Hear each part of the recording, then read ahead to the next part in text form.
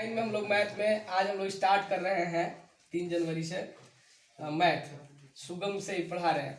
इसमें हम लोग सबसे पहले संख्या पत्ती के थोड़ा सा पहले जानकारी लेते हैं कि किसको क्या कहते हैं। जैसे प्राकृतिक संख्या किसे कहते हैं, तो गिनती के गिने जाने वाली जितनी भी संख्या है उसको प्राकृतिक संख्या कहा जाता है।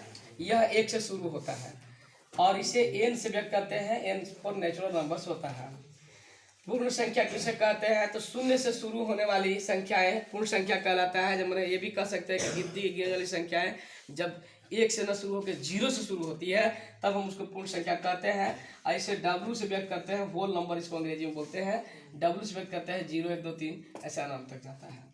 पूर्णांक की बात करें तो सभी ऋणात्मक शून्य एवं धनात्मक संख्याओं के समूह को पूर्णांक कहा जाता है। इसे I फॉर इंटीजर होता है या Z फॉर जहल, जिसे जर्मन भाषा में पूर्णांक ही बोलते हैं, उससे व्यक्त किया जाता है।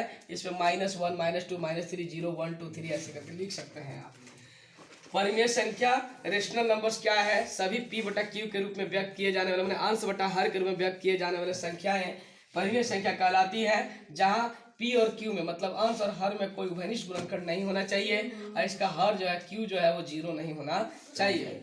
इसमें खासियत यह है कि इसमें ऋणात्मक वाला शून्य वाला धनात्मक वाला सभी चीज आ जाता है। इसे Q से व्यक्त करते हैं। -1/5 -1 -2 0 1 2 2/3 3/5 ये लिख सकते हैं। इसमें ये बात आ गई है कि परिमेय संख्या में दोनों आता है, माइनस और प्लस। एक बात आया था कि P और Q में उभयनिष्ठ गुणनखंड नहीं होता है, मतलब 4/8 अगर लिख रहे हैं तो 4 × 1 4 × 2 दोनों में 4 4 उभयनिष्ठ है, ये कट जाएगा तो 1/2 बचेगा, तो 1/2 परिमेय होगा, जबकि 4/8 को आप परिमेय नहीं कह सकते हैं।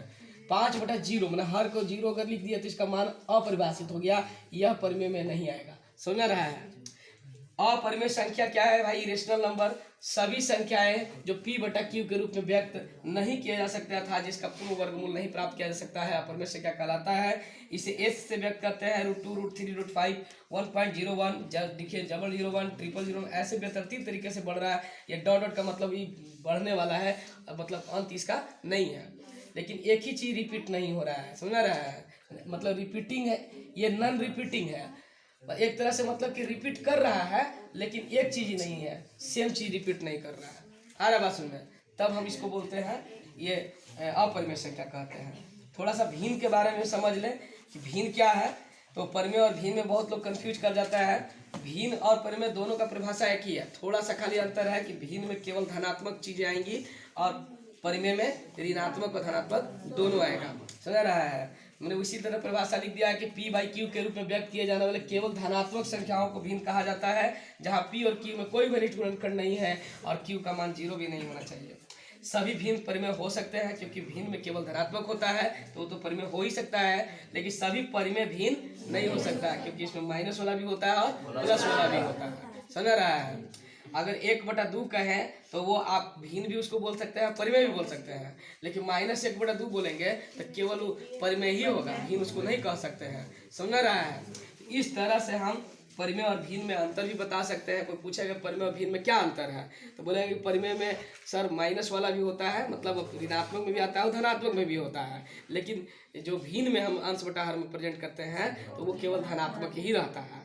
इसके बाद वास्तविक संख्या एक बच गया है। वास्तविक संख्या परिमेय संख्या और अपरिमेय संख्या के सम्मिलन समुच्चय को वास्तविक संख्या कहते हैं। उसे हम R से व्यक्त करते हैं, R फॉर रियल नंबर।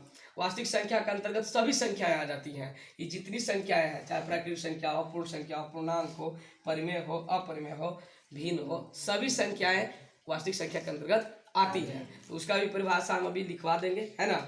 इस तरह से कोशिश करना है इसको परिभाषा को 1 2 बार 3 बार याद करने का, और फिर इसके इसी पर आधारित क्वेश्चन भी अभी हम समझाने वाले हैं।